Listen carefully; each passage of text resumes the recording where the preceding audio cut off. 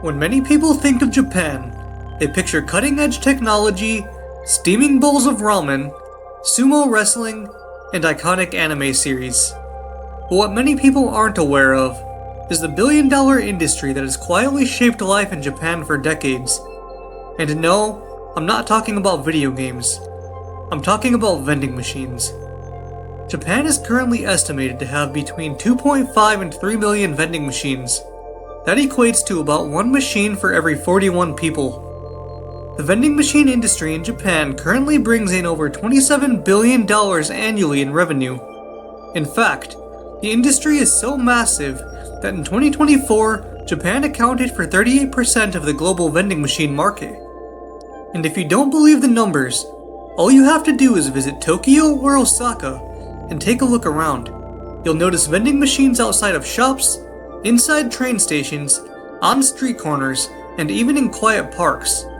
By now, you're probably wondering how this industry became so massive in Japan in comparison to anywhere else in the world. In this video, we'll be breaking down exactly how this happened. Japan's fascination with vending machines started all the way back in 1888 when Tawaraya Koshichi designed a machine to dispense tobacco products. And then, in 1904, Koshichi created another machine that dispensed both stamps and postcards. This would mark the beginning of Japan's race towards automating the retail experience. While these early machines hinted at the potential of the vending machine industry in Japan, it wouldn't be until the 1960s that they truly took hold of Japanese culture. This is when Coca-Cola first introduced beverage dispensers. After this, Japanese companies would begin introducing their own machines that dispensed not only cold beverages, but hot ones as well. This was a technological leap that set Japan apart from the vending industry in the rest of the world. Throughout the 1970s and 1980s, Japan continued to innovate and began creating machines that not only dispensed beverages, but also a diverse range of snacks, cigarettes, alcohol, train tickets, and even warm meals. This trend continued all the way into the 2000s when Japan reached its peak with over 5 million machines nationwide. This era led to vending machines becoming a billion-dollar industry in Japan. These dispensers were now more than just machines. They were symbols of Japan's culture of convenience. Japan had taken this industry farther than any other country in the world. But in order for this to happen, these machines had to be embraced by the Japanese culture, and in the next section, we'll be uncovering exactly how this unfolded. While Japan's ability to be technologically innovative put them ahead of the rest of the world in this industry, vending machines were only able to thrive because they were accepted by Japanese consumers. One reason these machines were so easily accepted into the lives of everyday Japanese people is convenience. Life can be very busy and move very quickly in Japan, and vending machines offer a fast and automated system for Japanese people to get everything they need on the go. I mean, imagine if after a long day of work, you were able to skip the grocery store and could get everything you needed from alcohol to your dinner from a machine right outside the door of your office. This is the value that Japanese consumers instantly recognized when these machines began to be introduced. Not to mention, these machines cut out the requirement of human interaction in order to purchase your needs after a long day. Another factor that allowed the Japanese to embrace these machines much more than the rest of the world is the low crime rate. Japan is a high-trust society which allowed these machines to be placed unguarded, even with some expensive items, in places such as mountain trails, outside of temples, or in the middle of the countryside. This would never be possible in many other countries, as these machines would be likely to be vandalized and stolen from almost instantly. The extensive list of products available also made it easy for Japanese consumers to easily buy into these dispensers. The Japanese companies running these vending machines found a way to personalize these machines for the Japanese culture to include almost everything popular and exciting in Japan, from warm bowls of ramen to the latest anime figures, t-shirts, and even some machines that sell creepy and mysterious items. All in all, these machines were able to work because they were able to properly represent Japanese culture and the things they value, such as efficiency, reliability, and accessibility. This cultural embrace made vending machines part of everyday life, but it also transformed them into a business model designed to convert trust and convenience into constant revenue. In the next section, we'll uncover the economics of this industry, a story that led to the generation of billions of yen. Cultural embrace made vending machines part of everyday life in Japan, which in turn led to them becoming one of Japan's most profitable industries. The nearly $30 billion in annual revenue generated from these machines is only possible due to the success of their business model. This business model is one that cuts all of the major costs of a traditional retail business. No cashiers are needed on payroll to constantly be present at the machines in order for them to make a profit. Someone just fills the machines when they are empty, and someone is needed to repair them when they go down. This is much more cost-effective than paying a full staff in order to make sales. The lack of staff also allows these machines to be functional 24/7, which allows consumers to make purchases at any hour of the day. Not to mention, automated machines don't require the company to pay them any type of benefits. These machines are also able to cut costs as they don't require leasing a large space like a brick-and-mortar store would have to in order to sell their products. The vending machine companies just rent out a small space for their machine and place them strategically around the country. These machines are then able to reach consumers wherever they are at any time of the day, which isn't always possible for a traditional retail operation. Any area in Japan with high foot traffic is likely to have multiple vending machines available. Why would you ever go out of your way to go to a store when you could easily just get what you need wherever you are, whether that's on a busy street corner or even a hiking trail? The ability of these machines to meet consumers where they are, with a diverse and useful range of products, at any time of day, for a fraction of what it would cost to run a traditional retail operation, is what makes the vending machine industry in Japan so insanely profitable. But, by now you might be asking yourself, if this business model was able to become so successful in Japan, why hasn't it been as profitable for the rest of the world? That's the story we will be uncovering next.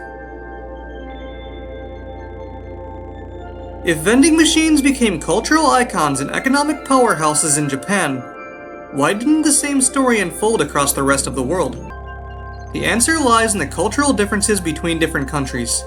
In many countries, much higher crime rates make it difficult for vending machine businesses to thrive under the same model used in Japan.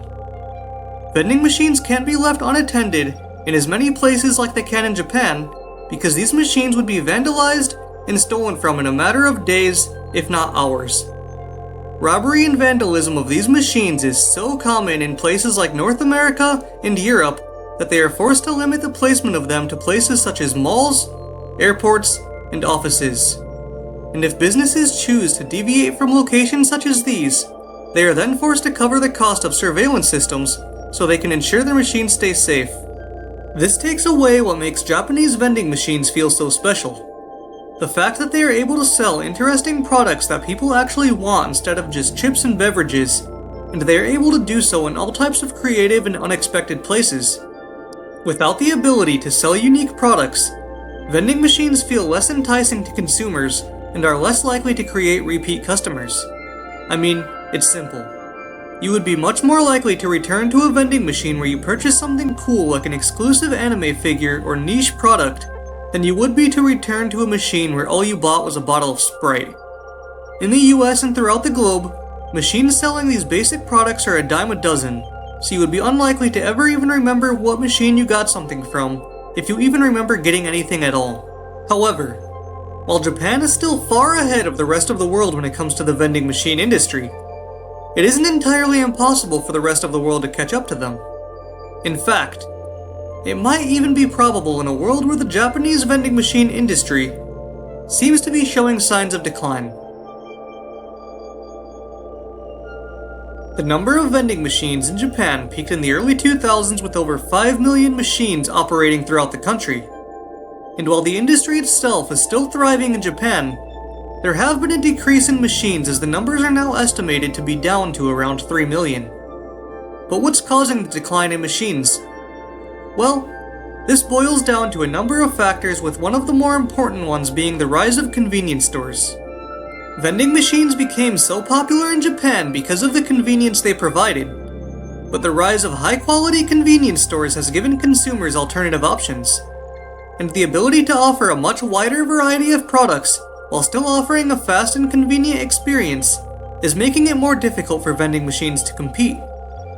But vending machine businesses aren't just facing increased competition, they are also facing the problem of a decline in available customers.